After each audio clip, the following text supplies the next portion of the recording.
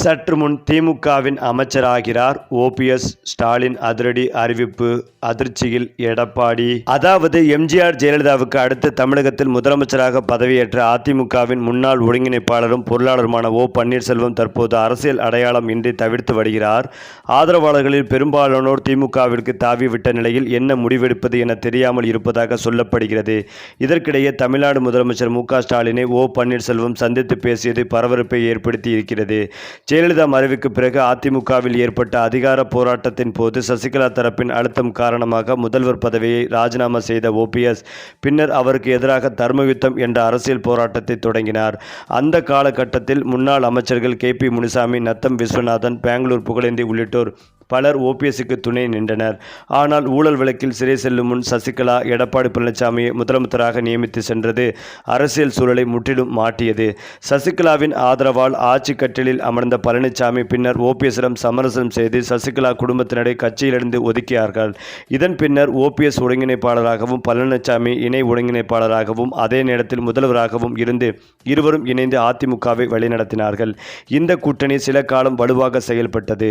ஆனால் 2021 சட்டப்பேரவை தேர்தலுக்கு பிறகு கட்சியில் இழந்த ஒற்றை தலைமை விவகாரம் அதிமுகவில் பெரும் பிளவை ஏற்படுத்தியது என்பதும் குறிப்பிடத்தக்கது.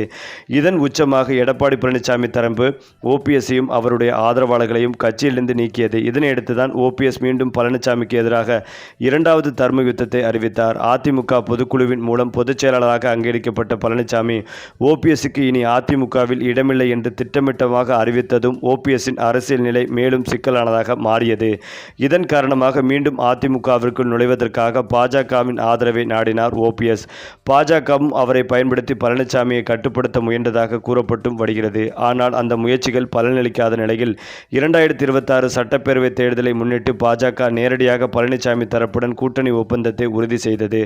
ஓபிஎஸ் மற்றும் திருநங்கனரை அதிமுகவில் சேர்க்க பழனிசாமி மறுத்தாலும் பாஜக தன்னுடைய கோட்டாவில் அவர்களுக்கு தொகுதிகள் ஒதுக்க திட்டமிட்டதாக அரசியல் வட்டாரங்களில் பேசப்பட்டது. இறுதியில் தினகரனுக்கு மட்டும் பச்சை கொடி காட்டிய பழனிசாமி ஓபிஎஸ்க்கு கதவை மூடிவிட்டார். இந்த அரசியல் குழப்பத்திற்கிடையே ஓபிஎஸ்ஸின் இருந்த முக்கிய நிர்வாகிகள் ஒருவர் பின் ஒருவராக விலகத் தொடங்கினார்கள். மனோஜ் பாண்டியன், வைத்தியலிங்கம், மருது அழகுராஜ் உள்ளிட்டோர் திமுகவில் இணைந்தனர். சமீபத்தில் ஓபிஎஸ் மூலம் ராஜ்யசபாவுக்கு அனுப்பப்பட்ட தர்மரும் மீண்டும் அதிமுகவில் இணைந்தார். ஓபிஎஸ் தரப்புக்கு பெரும் பின்னடைவை ஏற்படுத்தியது. மேலும் ஓபிஎஸ்ஸின் நம்பிக்கைக்குரிய ஆலோசகராக இருந்த பண்ருட்டி ராமச்சந்திரன் தனி கட்சி ஆரம்பித்து விட்டார். மேலும் சில நிர்வாகிகள் அதிமுகவிற்கும் திமுகவிற்கும் தாவலாம் என சொல்லப்படுகிறது. இதனையடுத்துதான் அரசியலில் அடுத்து என்ன செய்வது என்ற முடிவை எடுக்க முடியாமல் திணறி வருகிறார் ஓ பன்னீர்செல்வம் என்கின்றனர் அவருடைய ஆதரவாளர்கள். இந்த நிலையில் பாஜகவுடன் பேசி பார்த்தும் பலன் கிடைக்காத நிலையில் விஜயுடன் கூட்டணி அமைக்கலாமா என திட்டமிட்டு வந்த ஓபிஎஸ் திடீரென தமிழ்நாடு முதலமைச்சர் மு.க. ஸ்டாலினை சந்தித்து பேசியிருப்பது பரபரப்பை ஏற்படுத்தி வருகிறது. மனோஜ் பாண்டியன் மூலம் திமுகவில் இணைய பேச்சுவார்த்தை நடந்ததாக சொல்லப்பட்ட நிலையில் ஓ பன்னீர்செல்வம் திமுகவில் இணைய மாட்டார், தனித்தே செயல்படுவார். அதே நேரத்தில் வெளியிருந்து திமுகவிற்கு ஆதரவு தந்தால் ஆச்சரியமில்லை. ஆனால் திமுகவில் இணைய முடிவை ஓபிஎஸ் எடுக்க மாட்டார் என்கின்றனர் அவருடைய ஆதரவாளர்கள். இந்த நிலையில்தான் யாருமே எதிர்பாராத நேரத்தில் முதலமைச்சர் மு.க. ஸ்டாலின் அவர்களை சந்தித்தது ஏன் என்பது குறித்து ஓ பன்னீர்செல்வம் விளக்கம் அளித்துள்ளார். மேலும் அவர் திமுக அரசுக்கு ஆதரவாகவும் பேசியிருக்கிறார். இது அவருடைய ஆதரவாளர்களை அதிர்ச்சியை ஏற்படுத்தி வருகிறது.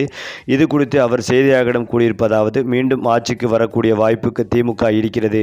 5 ஆண்டுகால திமுக ஆட்சியின் சாதனைகளை மக்கள் அறிவார்கள். தமிழ்நாட்டுக்கே வழி பிறந்துள்ளது. ஸ்டாலினின் 5 ஆண்டுகால ஆட்சி நிறைவு பெற்றதற்கு வாழ்த்தினேன். மக்கள் மனதில் இருப்பதையே என் ஆதரவு எம்எல்ஏ ஐயப்பன் என்று பேசினார்.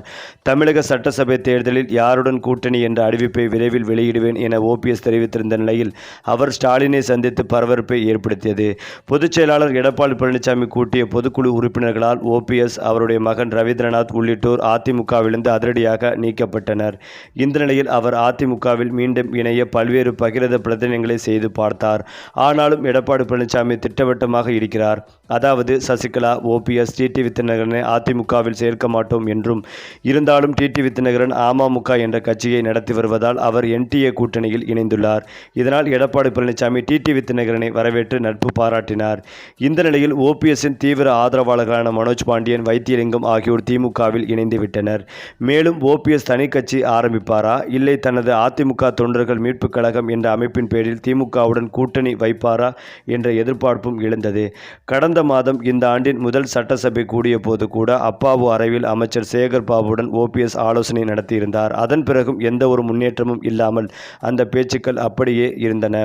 இந்த நிலையில்தான் இடைக்கால பட்ஜெட் தாக்கலையொட்டி சட்டசபை கூட்டத்தொடர் நடந்து வருகிறது. இன்றைய தினம் கூட்டத்தொடரை அதிமுக எம்எல்ஏக்கள் புறக்கணித்திருந்தார்கள். இருந்தாலும் ஓபிஎஸும் அவருடைய ஆதரவு எம்எல்ஏமான ஐயப்பனும் கலந்து கொண்டிருந்தனர். இந்த கூட்டத்தொடருக்கு இடையே சட்டசபை வளாகத்தில் முதலமைச்சர் மு.க. ஸ்டாலினை நேரில் சந்தித்து ஓபிஎஸ் ஆலோசனை நடத்தியிருக்கிறார். அவருடைய மகனும் அதிமுக முன்னாள் எம்பியுமான ரவீந்திரநாத்துடன் சென்றிருந்தார். அதுபோல் சபாநாயகர் அப்பாவையும் ஓபிஎஸ் சந்தித்து பேசியுள்ளதாக சொல்லப்படுகிறது. ஏற்கனவே தேசிய ஜனநாயக கூட்டணியில் இணையக்கூடும் என எதிர்பார்க்கப்பட்ட தேமுதிக திடீர் ட்விஸ்டாக திமுக கூட்டணியில் இணைந்துவிட்டது. இந்த நிலையில் ஓபிஎஸ்ஸின் சந்திப்பை பார்க்கும் போது உடன் எடுக்கும் சில ஆதரவாளர்களை தக்க வைத்துக் கொள்ள திமுக கூட்டணியில் இணைவாரா என்ற கேள்வியும் எழுந்து வருகிறது. திமுகவுடன் கூட்டணி வைத்தால் தனது மகனுக்கு ராஜ்யசபா சீட் கேட்டாரா என்ற சந்தேகமும் எழுந்து வருகிறது. இந்த முறையில் எப்படியாவது ஓபிஎஸ் தன்னுடைய செல்வாக்கை நிரூபித்து தேர்தலில் கணிசமான வெற்றியை பெற வேண்டும். அப்போதுதான் அவருடைய அரசியல் செழிப்பாக இருக்கும். இல்லாவிட்டால் அஸ்தமனமாகும் என்பதில் சந்தேகமில்லை என்கிறார்கள் விவரம் அறிந்தவர்கள். அது மட்டுமில்லாமல் தமிழக அரசியலை பொறுத்தவரை கடந்த 50 வருடங்களாகவே அதிமுக திமுக இரண்டு கட்சிகளும் எதிர்க்கட்சிகளாக செயல்பட்டு வருகின்றனர். அதிமுகவிற்கு போட்டி திமுக தான் என்பது போல திமுகவிற்கு போட்டி அதிமுக தான் என்கின்ற நிலை இருந்து வந்தது.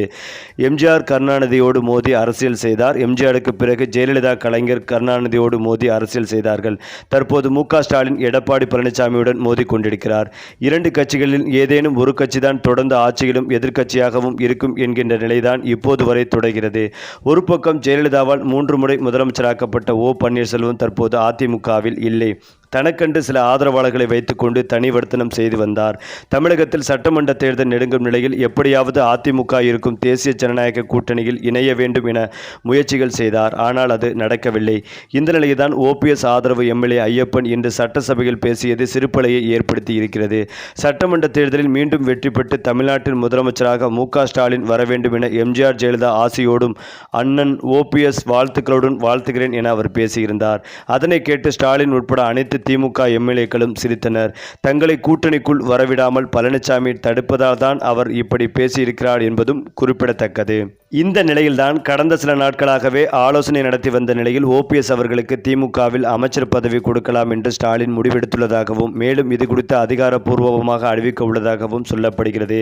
அதேபோல ஓபிஎஸ்ஐ திமுகவில் இணைப்பதற்காக அண்ணா அறிவாலயத்திற்கு வரவழைத்து பிரமாண்ட விழா நடத்தி அதற்கான ஏற்பாடுகள் நடந்து வருவதாகவும் தற்போது தகவல்கள் வெளிவந்து கொண்டிருக்கிறது. அநேகமாக இது மிகப்பெரிய பிரமாண்டமாக விழாவாக நடக்கும் என்றும் சொல்லப்பட்டு வருகிறது. இந்த ஒரு தகவல் அதிமுக தலைமையான எடப்பாடி அவர்களையே அதிர்ச்சி அடைய வைத்து வருகிறது. சரி, இப்ப நீங்க சொல்லுங்க, திமுகவில் இணைந்த ஓபிஎஸ் அவர்களுக்கு அமைச்சர் பதவி ஸ்டாலின் அறிவிப்பு, இதை பற்றிய உங்களுடைய கருத்துக்களையும் உங்க கமெண்ட்ல சொல்லுங்க. மேலும் இந்த வீடியோ உங்களுக்கு பிடித்திருந்தால் லைக் பண்ணுங்க, ஷேர் பண்ணுங்க, மறக்காம நம்முடைய சேனலை சப்ஸ்கிரைப் பண்ணிக்கங்க.